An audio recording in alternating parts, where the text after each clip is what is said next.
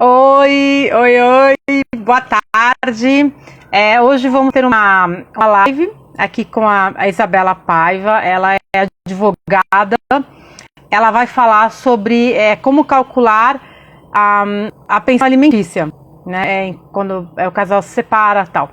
Isso é um assunto que pode parecer um pouco superficial, a questão de como se calcula uma pensão e tal, porque as pessoas falam, esse é o último assunto, né, no meio de um divórcio e tal. Mas é muito importante ter claro todos os aspectos da pensão, porque acontece o seguinte, deixa eu aceitar aqui a Isabela, é o que eu falo constantemente. Crianças, elas são cartão de crédito na mão dos homens em caso de divórcio. Então essa ideia de ele jamais deixaria que o meu filho passasse fome, não, se for para te atingir, ele vai deixar. Então é bom você ter os recursos, né, para você poder pedir a pensão. E entrou a Isabela, eu aceitei ela, mas eu acho que, deixa eu ver, vamos visualizar aqui. Hoje ela vai contar pra gente como é que a gente pode calcular, né, o valor da pensão alimentícia. E vamos ver. Entrou, que bom! Tudo bem, Isabela? Tudo bem? Tá me ouvindo direitinho? Tudo certinho? Sim, tudo certinho. Vou até aumentar um pouco aqui. Perfeito.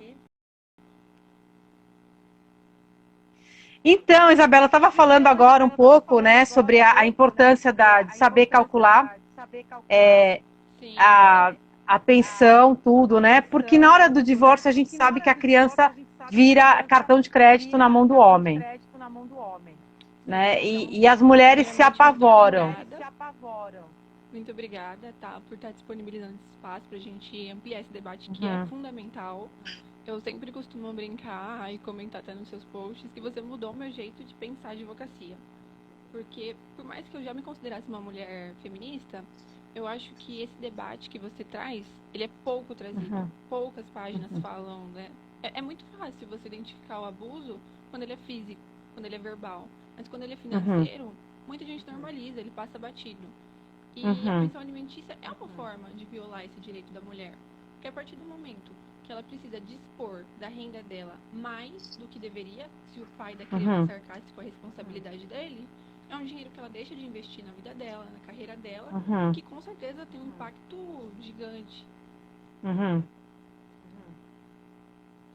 Sim, eu gostaria muito que você, por favor, se apresentasse para as mulheres que não te conhecem, para que elas possam conhecer teu trabalho.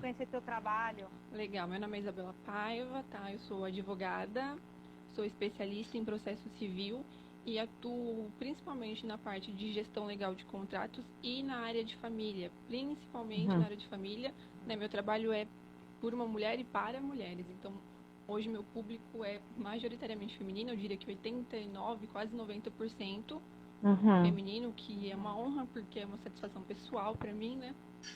Exercer a advocacia dessa forma livre e bonita. E meninas, aproveitam, sigam minha página, tá? @PaivaADV. Eu posto lá dicas diárias sobre nossos direitos tanto como mulheres e como mães solo, né?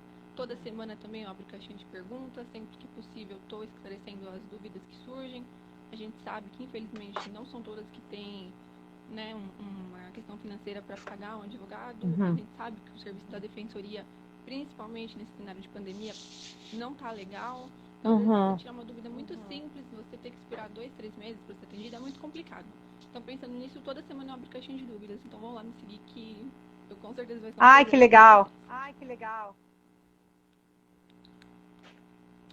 Nossa, muito importante isso, porque eu recebo muitas mensagens de mulheres no divórcio e é um momento que elas ficam muito ameaçadas, né? Porque o homem fala, eu vou embora e eu quero ver você brigar pela pensão e eu vou conseguir dar R$ 100 de pensão e você que se dane, né? E assim, a mulher já fica com a carga da criança, já fica, né, com a criação. E ela se sente muito desamparada, né? Porque o que eu vejo muito, Isabela, que eu acho, assim, muito assustador, 200 mulheres me falam, ele nunca deixaria o filho dele passar fome. Nunca. Ele é um ótimo pai, ele leva no parque, não sei o quê. Chega no divórcio, elas não conseguem R$ 50 para fralda, sabe? Ela é assim, eu tô falando por espontânea vontade dele, por obrigação dele. Dele falar, é a minha obrigação, porque é incrível que um juiz tenha que entrar no meio para lembrar a obrigação do homem, né? Então, assim, é o mínimo. Então, elas ficam chocadas quando elas veem que o cara vai embora e não paga R$ 50. Eu lembro de um caso que me deixou muito impactada. Uma criança tinha alguma doença muito específica, né? E a mulher falou assim para mim, ele nunca tiraria o convênio do filho, porque ele sabe que se não chegar no hospital a tempo e tiver atendimento, a criança morre. Ele nunca vai tirar o convênio. Ele conseguia ir, ele na hora do divórcio, ele tirou o convênio, né? Então teve que ir para o juiz, teve que virar uma briga, tal. Mas não nasceu do coração dele. Isso é uma coisa que impacta muitas mulheres, sabe? Que não sai do coração do homem, né? Falar, eu vou levar comida, alimento para o meu filho, ou eu vou pagar as despesas dele. É preciso um juiz, né?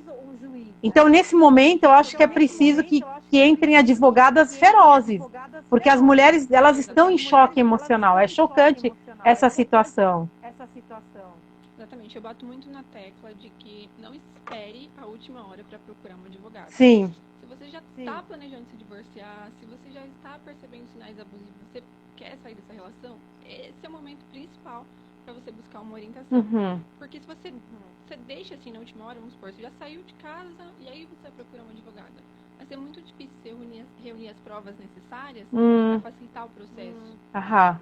E é uma questão que infelizmente acontece muito, né? As mulheres, elas realmente só buscam ajuda quando estão saindo mesmo, quando já não estão nem mais na residência. Uhum. E seria uma coisa que, se a gente pensar assim, 2, 3 meses antes de uma consulta, uma orientação, no sentido de juntar provas necessárias, fotos, recibos, comprovantes dos gastos da criança, faria uma diferença muito grande no final do processo. Adiantaria, porque se eu já levo essas provas, o processo ele anda mais rápido, né? Se eu preciso produzir essas provas já com o processo em andamento, isso é mais longo, é mais demorado, e provavelmente você vai estar dando tempo dele sumir com tudo, desviar renda, ocultar bens, muitas vezes inclusive cancelar convênio.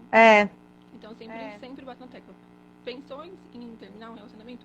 Já procura uma advogada para te orientar tudo certinho.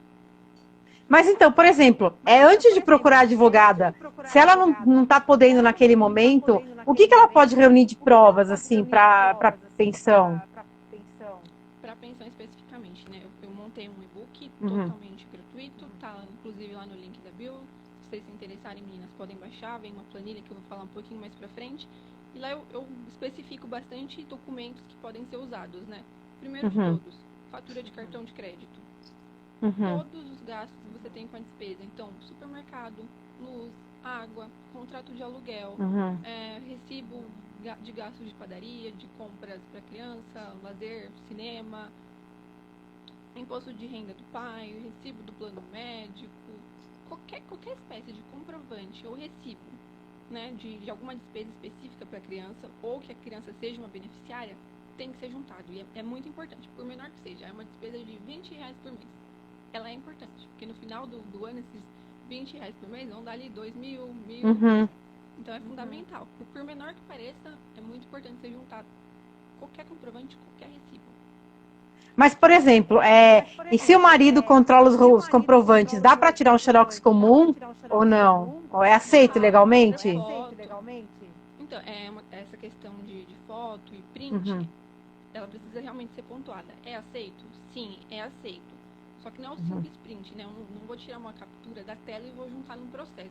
Ela tem que passar por um processo que a gente chama ou de ser transformado numa ata notarial, que eu levo esse print num cartório, né? O tabelião, o cartorário, ele vai ler aquilo e dar uma veracidade de que o print não está sendo adulterado, que vai escrever o que ele está lendo ali do print e vai dar fé pública para aquele documento.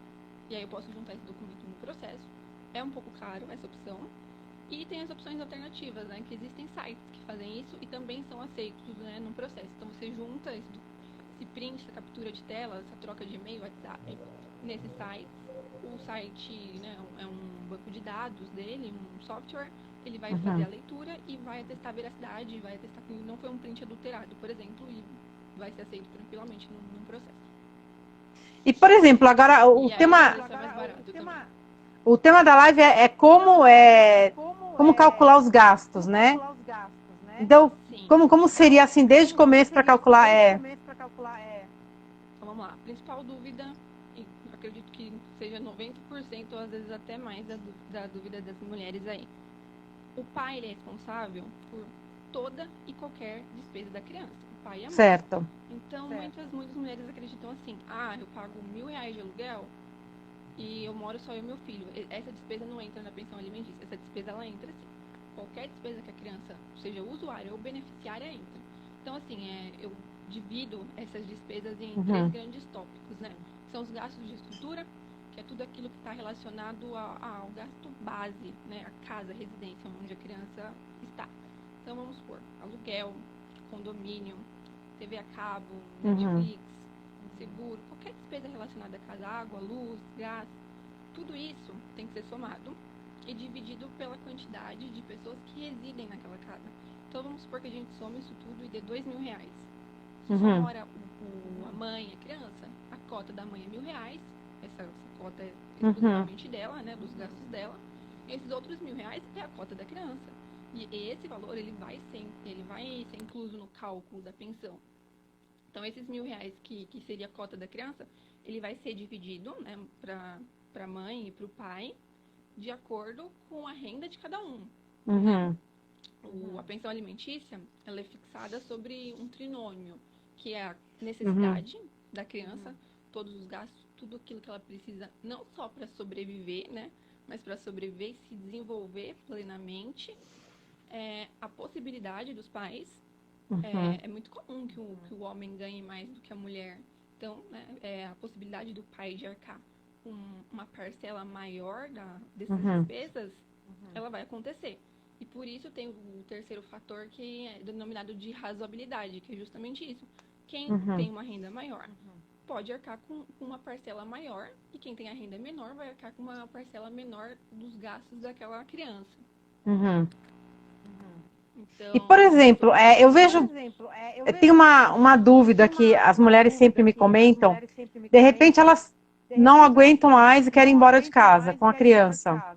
E aí o homem sempre alega, olha, é abandono de lar, se você abandonar a casa, você perde tudo, eu pego a guarda da criança, e elas ficam apavoradas porque às vezes elas têm até para onde ir, elas já me falam, às vezes tem a casa da mãe, a casa do pai, mas elas têm medo de que configure abandono de lar, né? eu recebo muito essa dúvida. Então.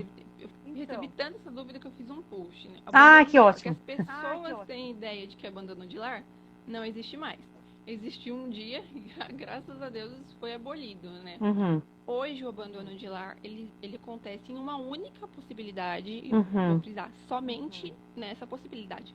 Qualquer outra coisa que fuja disso não caracteriza abandono de lar. Quando a pessoa, e aí seja a mulher ou seja o homem, some, literalmente some, abandona o outro companheiro com os filhos na casa.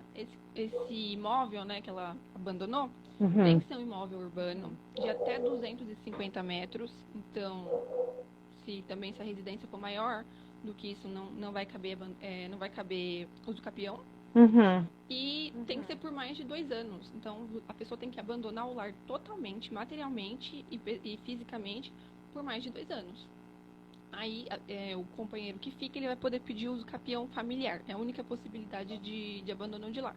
Agora, por conta até da integridade física, para preservar a vida dela e dos filhos, se a mulher opta por sair de casa com as crianças, inclusive mudar de cidade, mudar de país, e abandona a casa, mas já entra com processo de divórcio, já entra com pedido de regularização da guarda, ela não perde nenhum direito mesmo. Até porque isso vai ser provado no processo. Ela precisou se afastar para preservar a vida dela. Então, o processo ele vai seguir, vai haver a fixação da guarda, da pensão alimentícia e a partilha de bens, inclusive desse imóvel tecnicamente abandonado, né? Entendi. Estão falando que está dando eco. Eu não sei se é você ou eu. Diz que está dando eco, mas acho que já não está mais dando, né? Não sei, pessoal. Então, outra coisa que me perguntam muito, que é bem complexa, é a questão de como conseguir um advogado, um defensor. É difícil, né? Assim, um serviço gratuito. Porque a grande 90% das mulheres que eu vejo que não entram com uma ação de divórcio é porque elas não têm condições econômicas de pagar uma advogada. Sim, infelizmente é difícil e às vezes quando você consegue não é ali a melhor das qualidades, você não vai receber a melhor das atenções, um carinho especial com o seu processo, até por conta que é uma demanda muito grande para as defensorias e infelizmente não tem profissional suficiente. Então eu recebo muitas dúvidas e recebo muitos feedbacks de meninas que falam que foram na defensoria e tiveram atendimento negado, o que não pode acontecer. Né? Em tese, se você não tem como marcar com os custos de um profissional para cuidar especificamente do seu processo, você pode procurar a Defensoria Pública da sua cidade e também você pode procurar as sedes da OAB, porque existe um convênio, né, uma parceria de alguns advogados com a Defensoria, eles indicam esses profissionais, que é feito pro bono, né, totalmente gratuito. Mas a parte, por exemplo, da pensão, ela precisa... não tem uma... não sei como te dizer. Se não tem uma lei que agiliza, que a mulher não precisa de advogado quando entra menor, sabe? Na verdade, não, né? O que acontece é que isso pode ser feito através de acordo consensual. E aí não haveria necessidade de advogado. Os pais decidirem acordar. O que é muito complicado, porque a gente sabe exatamente o que vai acontecer, né? Sem um intermédio de um advogado ali, defendendo os interesses da mãe e da criança. Mas existe essa possibilidade, né? Mas é aquilo, é contar com o bom senso do pai, que nem sempre vai estar presente. Eu acho que o bom senso masculino é uma coisa... É complicado contar com isso.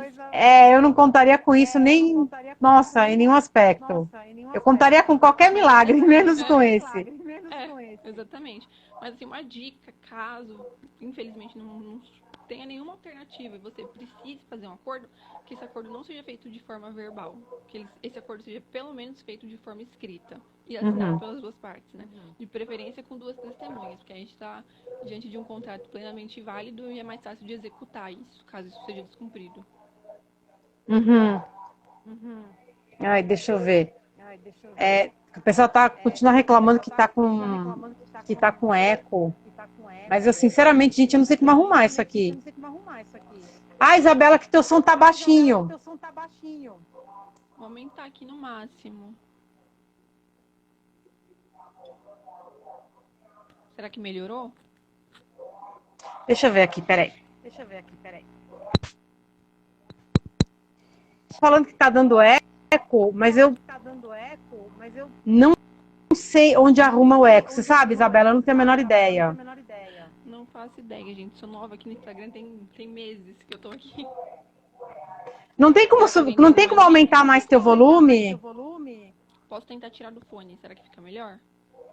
Não sei. Pode fazer um teste. Será que ficou melhor agora? Eu não sei como arruma o meu. Deixa eu ver. Fone, pessoal, dá um feedback. Pronto. Vamos ver se melhorou um pouco. Acho que melhorou. O teu você já aumentou? Tá no máximo. O meu tá no máximo. Eu tô bem pertinho do celular. Então, outra coisa que as mulheres falam muito, e eu não sei, é porque eu sou desconfiada mesmo, aprendi a ser. Mas, às vezes, existe um divórcio amigável e... eu vou fechar a janela aqui.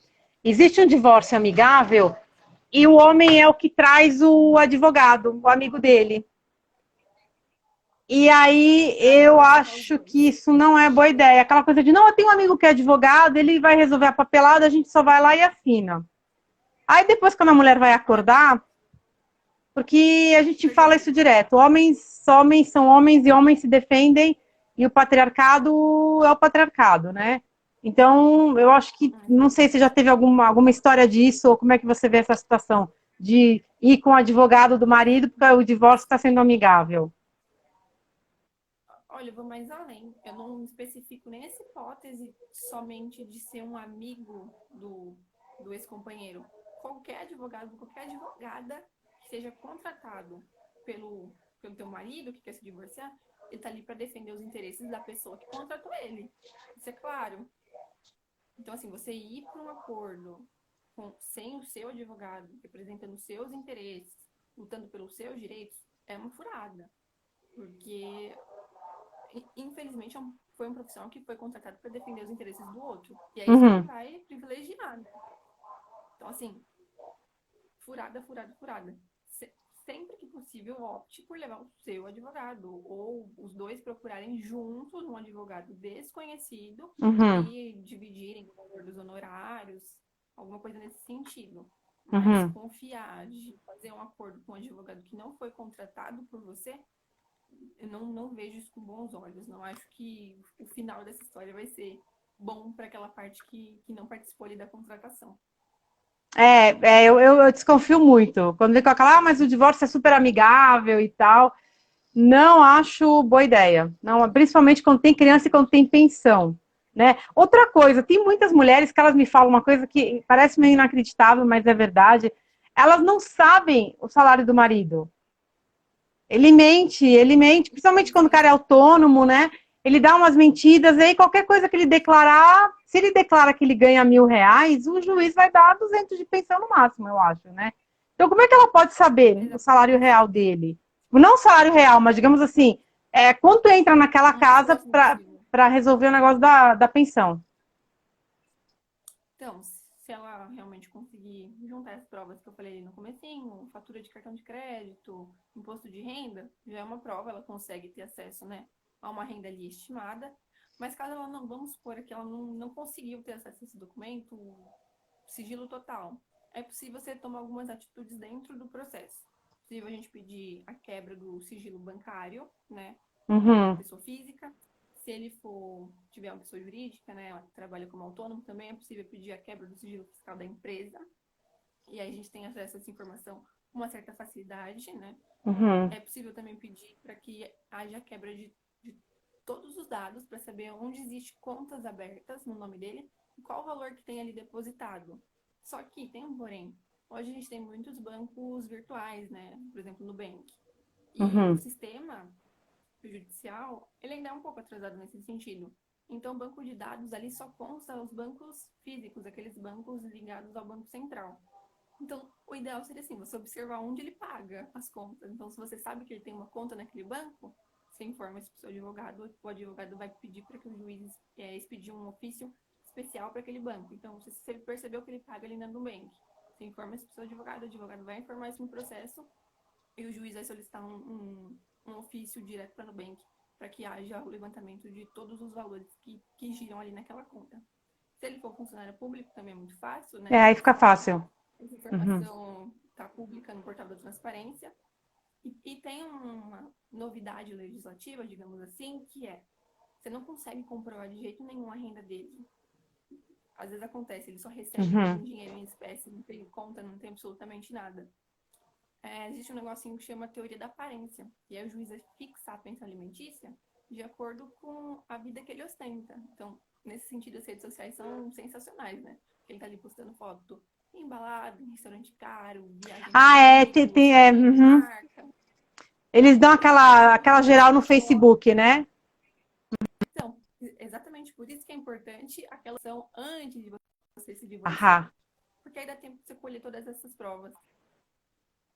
Tem Então, que dar pega print em ele de tudo. surpresa, né? Antes dele saber que É. você quer. Printa tudo. E serve de hoje a gente tem muitas decisões Hum. favoráveis nesse sentido. Então, tem uma dúvida também que as mulheres, elas me contam também, entra na parte do inacreditável, que quando elas se separam e elas vão pedir pensão e tal, o homem fala, eu nem sei se é meu filho. Primeiro você vai lá e faz o DNA, aí se o DNA confirmar que é meu filho, eu pago pensão, né? Mas Que já é o, um grande DNA